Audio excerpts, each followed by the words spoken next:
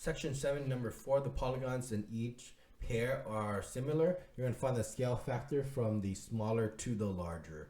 Okay, so it is always going from the smaller, which is the old, to the new one, right? And you want to find the scale factor. K is defined by your new over old.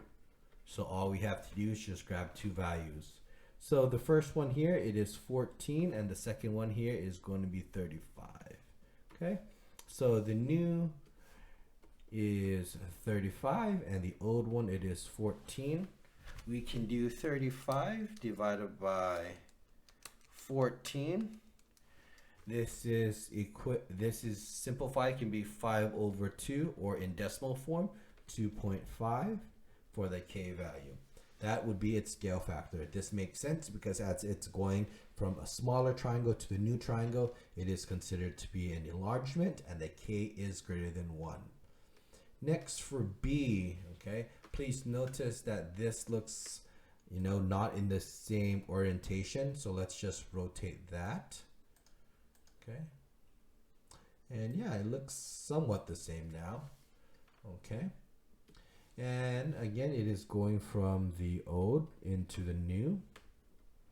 K is defined by the scale factor as new over old. So K is equal to new. I'm just going to grab this orientation and this one. Okay, these are corresponding sides.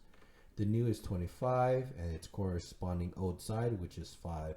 25 over 5, it is just 5. That would be its scale factor. That makes sense because from the old to the new, it is an enlargement, and the K value is greater than 1. Next, we need this to have the same orientation. So let's see if I just rotate it. Okay, would that work? Let's rotate it one more time. Yep. Okay. Right. I think that is a 21. Yeah, 21, 18, 18. Right. So this is the old, and this is the new.